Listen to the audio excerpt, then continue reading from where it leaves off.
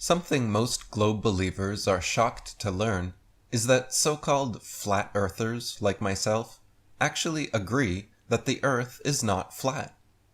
The Oxford Dictionary defines flat, when used as an adjective, as being smooth and even, without marked lumps or indentations.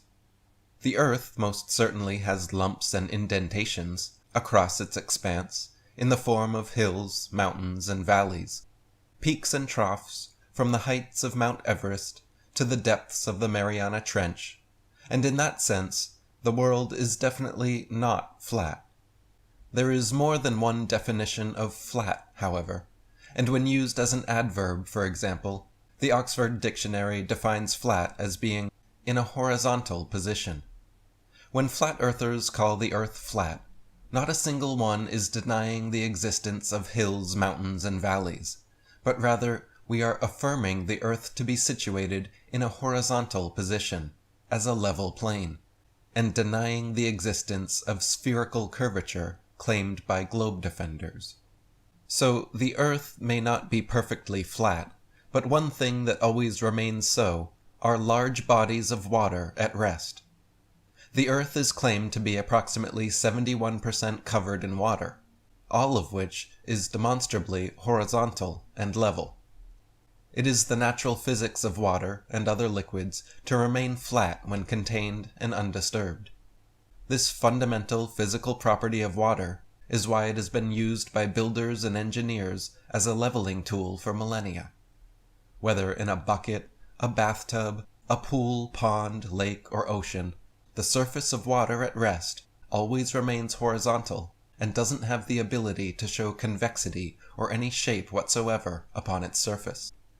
This fact is easily demonstrable and empirically verifiable, but completely at odds with what we are told about the globe.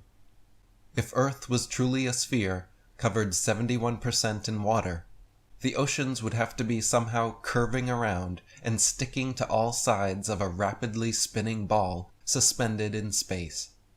In reality, it is simply impossible to make water behave this way. As anyone can experiment for themselves, bodies of water will not stick to the underside of a ball, and cannot show convexity or any other shape upon their surface. Furthermore, while the entire Earth may not be flat, vast expanses ranging hundreds of miles, from the Great Plains of America to the salt flats of Bolivia, do not vary in elevation more than a few inches or a few feet over their entirety. For example, the Pampas of South America form a bare horizontal surface of nearly 1,000 miles from the Andes to the Atlantic. The Llanos of the Orinoco form a plain of grass larger than the entire country of France, 250,000 square miles, as flat as the surface of the sea. The area between the Carpathian and Ural Mountains also exhibits nearly a perfectly dead level, scarcely rising at all over its 1,500 miles. In a 2003 experiment done by university geography professors using topographical geodetic surveys, found that the state of Kansas in America was actually flatter than a pancake.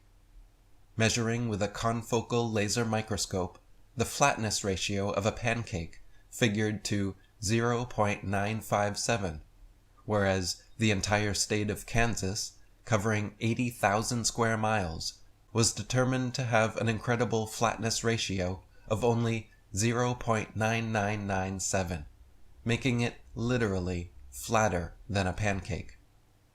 The Bolivian salt flats cover an area of 3,900 square miles, so flat that after rainfall, a thin layer of dead, calm water transforms it into the world's largest mirror, perfectly reflecting the sky over its entire expanse. In fact, every continent on Earth actually features plains several hundred miles in extent, so much so that the National Geographic Society claims more than 1/3 of the world's land areas are plains. This means that in addition to the 71% of Earth's landmass that is covered in flat, level water, approximately another 1/3 of the remaining land areas are also flat and level, giving a grand total of over 80%. Therefore, the question globe believers should be asking themselves is, if over 80% of the Earth is proven to be covered in flat plains and level water, how could it possibly be a sphere? And if over 80% of the Earth is empirically and demonstrably composed of flat lands and flat water, where is the sense and reason in assuming the remaining 20% to be globular?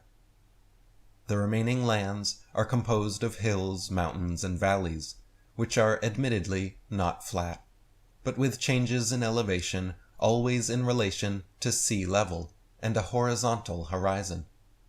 So the Earth may not be 100% flat, depending on which definition you're using, but it is certainly at least 80% covered in flat lands and flat water. And the remaining 20%, no matter how you try to squeeze and force fit it into the heliocentric model, is impossible.